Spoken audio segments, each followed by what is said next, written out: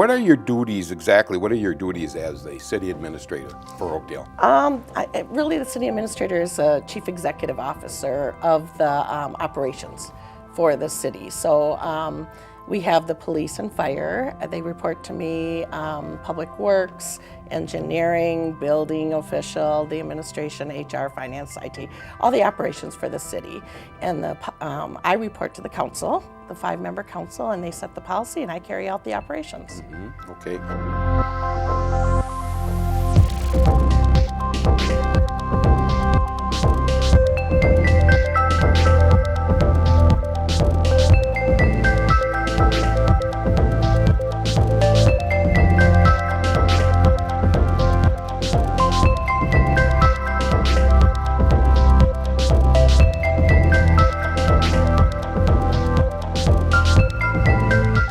I'm Nick. I've been the chair of the tree board for the City of Oakdale since last summer. I've been on the tree board for 4 years now. Okay. I've got a degree in biology with a field emphasis from the University of Wisconsin at River Falls, and I'm a professional arborist.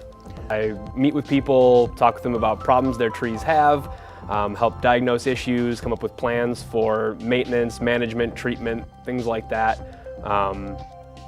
Just help people care for the biggest part of their landscape. Not everyone is lucky enough to make a place home as easily as realtor Larry Eberhardt has made Oakdale his. This has clearly been home to me for my whole life. Many of us travel far and wide to find our spot in the world, but Eberhardt found his right next door. The house right behind Nick is the one I grew up in.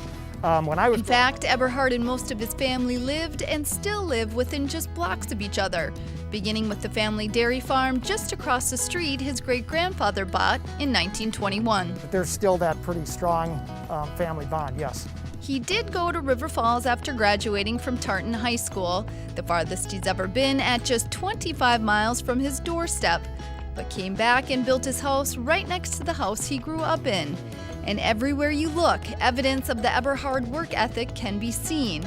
For in addition to dairy farming, the family worked construction in the winters. My grandfather and my dad and my uncle built most of the houses on Curve Crest Lane. Matter of fact, they built this road originally with horses and wagons and kind of by hand.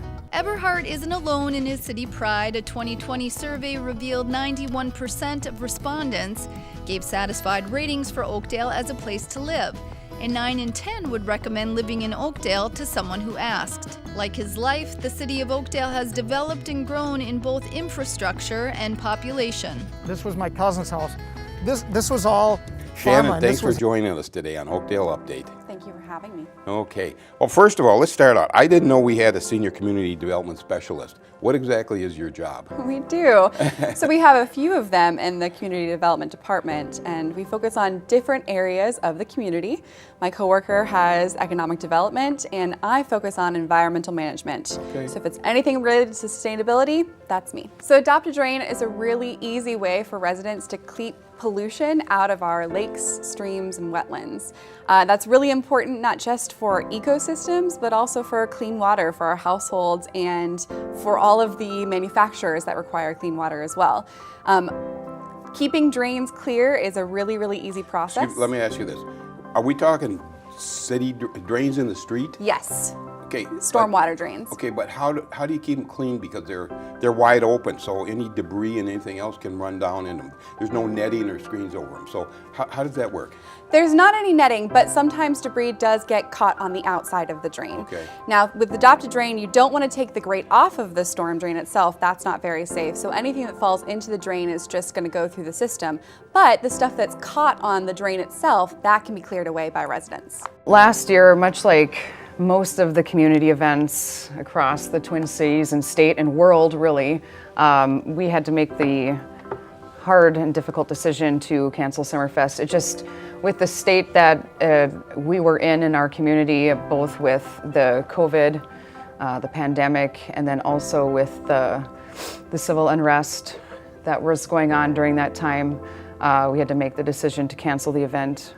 Like I said, much like many of the other community events. Mm-hmm. So this year, we're glad to be able to bring it back. Okay, we'll go over what's going to be different or better. So so you two have been meeting for how long?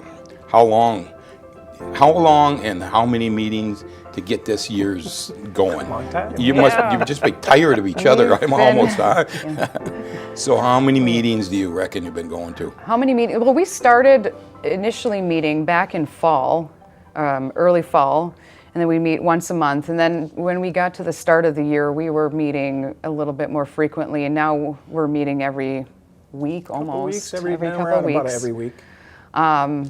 Yeah, there's a lot that goes into planning an event in a typical year, but we are still, you know, in the pandemic, we're still in that and dealing with some of the restrictions that are imposed because of it. So while we are planning this year's event, it does take some extra planning and consideration to ensure that we're able to meet the guidelines that are existing, the state guidelines for large events, and also, you know, pull off a safe event. That's our main priority.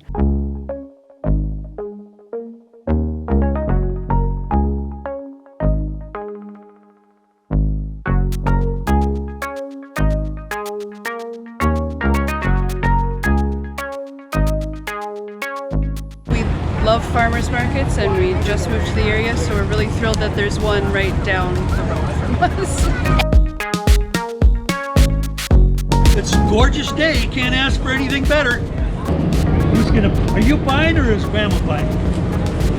You're buying. There we go. There we go. Out of 10. We are based out of Hudson, Wisconsin. This is our 7th year here in Oakdale. So.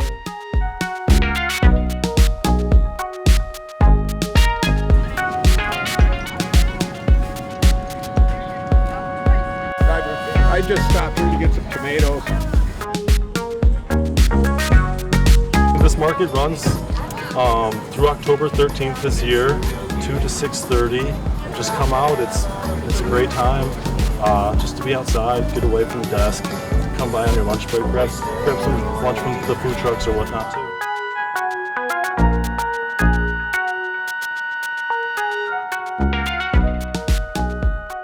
I'm actually here for this guy today.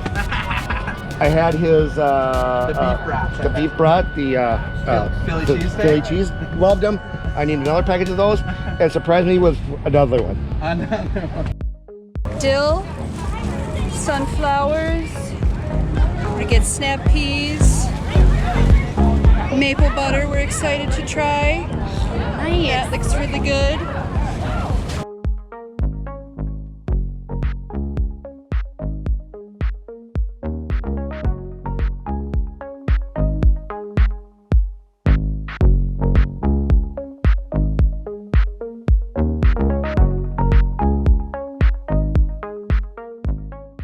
Yeah, we work with each customer then to customize the machines for their locations. We'll work with companies to sell them to them for their businesses to use promotionally. We work with a lot of tourism type places, gift shops, zoos, museums, anything you can think of. They're all over the world, places that need tourism, you know, souvenir type items, and a penny press is something they can purchase once. They set it up, they don't have to plug it into the wall, they don't have to stock it with inventory, they don't even have to have an employee running it. It just sits there and generates them a solid revenue over its lifetime. Our machines are pretty darn bulletproof. They're built to run well in excess of 200,000 plays without having to replace gears or bearings or anything like that. Really, that's great. Yeah, so do you right have a salesperson that's out selling these machines? You're looking at them. So, and a great website. That's you, huh? And actually, we do have a lot of salespeople in people that own our machines. They're some of our biggest salespeople because they do so well for them that they oftentimes will refer them to many other shops and places that they know. I work for the county board to carry out their vision and their policy for what the county service delivery should look like. I work very closely with all the 5 county commissioners, including Commissioner Karwoski from this district. We put together the county's budget. We look at adopting policies and procedures. I help manage the department heads that run the different departments in the county. I work closely with the sheriff and the county attorney, who are elected officials, to coordinate activities between the county departments and their offices of attorney and sheriff. So it's all of us working together to try to deliver services to all of Washington County in a variety of different areas. Sure.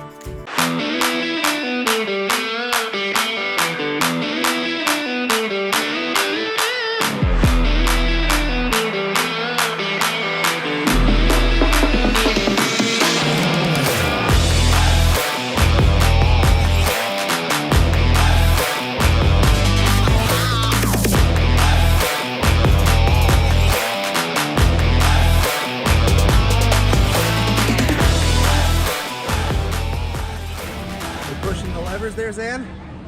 Cutting some grass.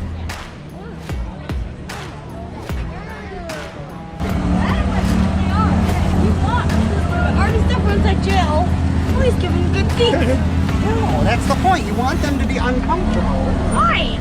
And it's gotta be hard so they can clean it. There's definitely other reasons for the seats being hard too. So. For all the... You like up there? You're gonna be a fireman? No. No? I want to be a tow truck driver though, so I might see firemen a lot. Oh,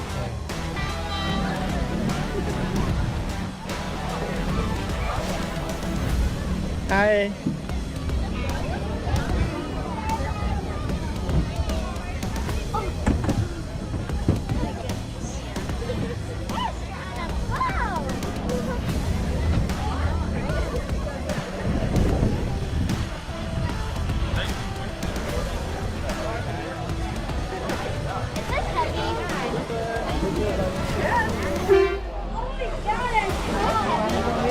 Pick it up. Don't drop it on yourself. Come here, Romeo. Got it? You can go in, but you gotta take Abby! What are you lifting? I don't know. I'm tired, son. Get down. Get down.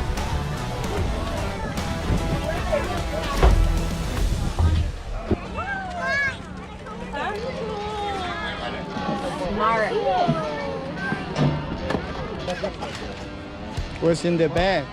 There's some coloring books and Chocolate. Twix stickers. just a bunch of goodies for the kids. We got a little coloring book, some chocolate, pencils. Little pencils. Yeah, a lot of good stuff. Nice. Yeah, very good. You better not be serious. Because he knows me.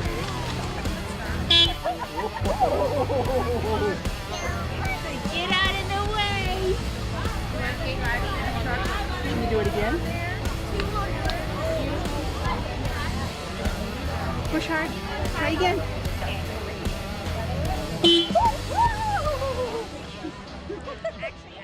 One big giant circle. Face each other so you got one big circle. How we doing on the circle? We got kind of a square going. Keep going. If you bring all the hoops up, I'll give you some gummy bears too. Grab them up.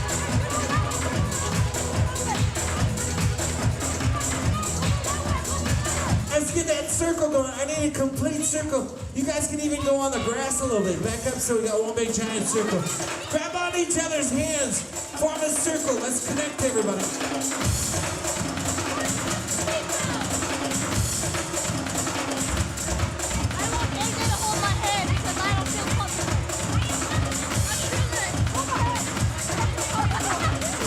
All right, so far we have a line. Unexpectedly, the county commissioner position opened up, and I was retiring from a 38-year career at Graco. And I got encouraged by some good people to run because it's really a full-time job. My wife says it's more than a full-time job, and I've been elected to that since 2016. Really enjoying it. I get to represent 8 cities, but my primary and biggest city is Oakdale, so I get to work with the Oakdale's council and Mayor Reinke, and it's going really well. Okay, so you're a Washington County Commissioner. What exactly does that mean? What does a commissioner do? Yeah. Well, I represent 8 cities. There's 5 commissioners, so we represent the entire county, and we work on activities together, the 5 commissioners. So we run the county libraries, the major roads such as 10th Street in Oakdale, the large regional parks such as Lake Elmo Park, and then half our budget is social service programs. Those that people in need, everything from child issues to senior issues. County government is kind of the invisible layer. It's kind of quiet behind the scenes. For those of us a bit squeamish when it comes to the business of blood, Hey Josh, how many times have you donated? it helps to have something or someone to serve as a distraction. The thought of getting your finger stuck? Oh God, I'd rather be front row with Justin Bieber, man. I mean, that does not sound fun. And who's drawn more blood, he says, than Pink Floyd has played Money live. I just distract. Go front row at some rock concert. Just mentally go somewhere. And before you know it, you're walking out of here with a bottle of water.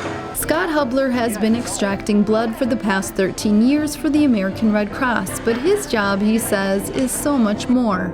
The rewarding thing is something that a paycheck can't give. Currently, the American Red Cross is experiencing an emergency blood and platelet shortage that's caused the blood supply to drop to the lowest post-summer level in at least 6 years. All blood is most needed, all blood.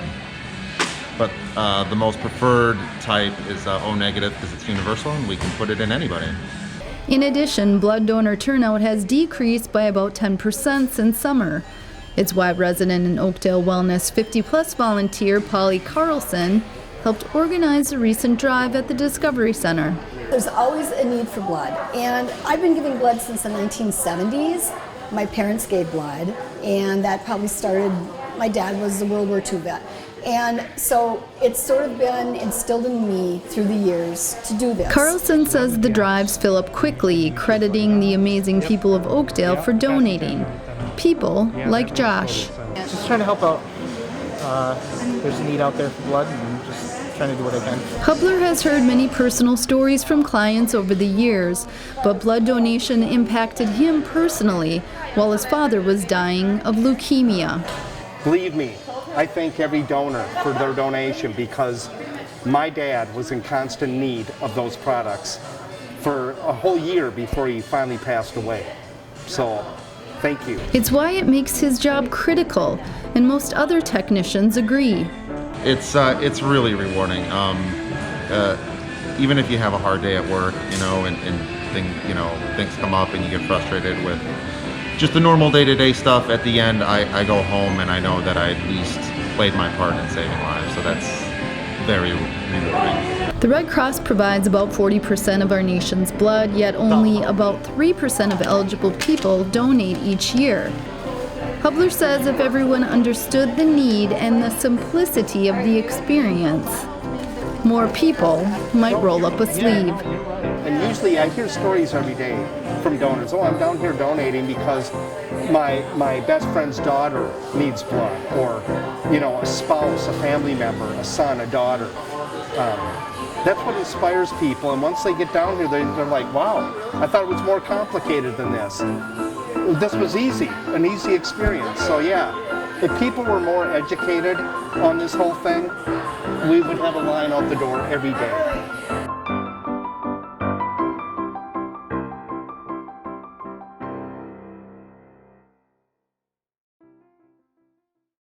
I grew up in Fairbank, Iowa, which is the scene for the novels that I've written, although I call them Oxbow in the book, renamed the town. I lived in this small town pretty much all of my life. I moved to the Twin Cities about 30 years ago. I finished my career at 3M and retired about 10 years ago, and during that time I've written 4 books. The idea came from my early years in this small town. When we moved in the 1950s, the local citizenry told us that there was a gangster in town. And being 9 years old, I had no idea what that meant. So it didn't mean anything to me, but when I was looking for an idea for my first novel, that's where I went to. And I contacted my old school teachers, Sunday school teachers, the town council members from that era, and asked them about this gangster, and that's where I went from there. Welcome, Susan, to Oakdale Update. This is probably about the 10th time you've been on here at least, It's been a lot, Frank, and always a pleasure to be with you. Oh, that's good. I enjoy having you too. Okay, so let's get started here. Tell us about yourself. Give us your background and that sort of thing. So my background, sometimes people can hear my accent. I'm actually not originally from here. I'm one of those people who had the good sense to marry a Minnesotan. Yeah. But I grew up in New Orleans and went to college in Texas. My career was, and that's where I met him, my career was in marketing and advertising and communications. And when we moved up here with our son, who was 2 years old at the time, which is hard to believe because he's now 20. Oh my goodness, I know, really? I know. But it was because of the family and the quality of life here in Minnesota, and we've just loved it. And I got real involved in local schools when he was little, and one thing led to another, and I ran for office in 2012.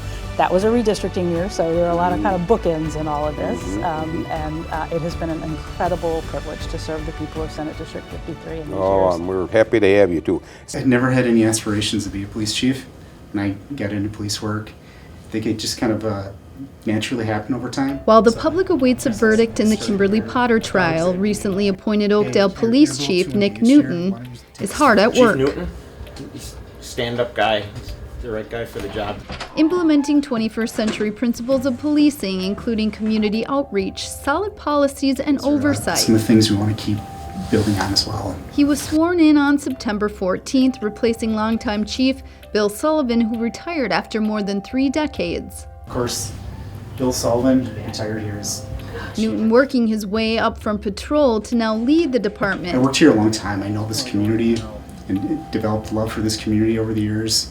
And being a public servant here for over 20 years just felt like the right next step. He says much has changed in policing attitudes over time, but his demand for accountability remains a top priority. Not often in the past was it that law enforcement officers involved in some controversial incident that people would protest at their residence. In May of 2020, a patrol sergeant at the time, Newton says the department faced their biggest challenge yet. Protesters gathering outside the house of now former Minneapolis police officer Derek Chauvin, who's since been convicted and sentenced to 22.5 years in prison for the murder of George Floyd. Morning after George Floyd died, a number of us watched what happened on video, and I mean, it was disgusting. I mean, it's everything that we train our staff to not do. Newton says in those 4 days he saw the best and worst of humanity, and though difficult for the department, he managed meaningful exchanges with protesters, the department eventually holding a community forum. That was a very slow 9 minutes of a person that was handcuffed on their stomach with a Minneapolis cop kneeling on the back of his neck until his death.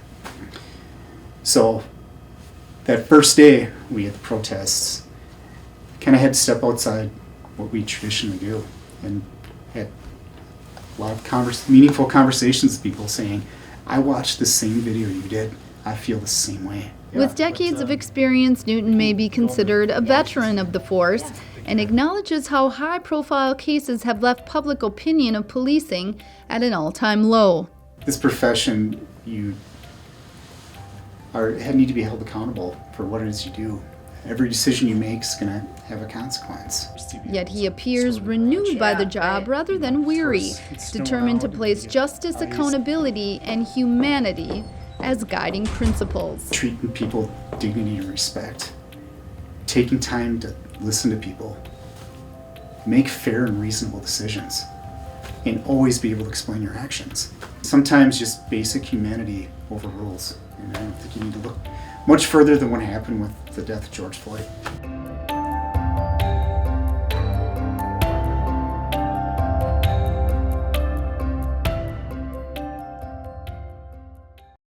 This past 12, 13, 14 months has been very difficult. So I'm thankful to our employees, I'm thankful to our volunteers and our members of the community that have made this community work.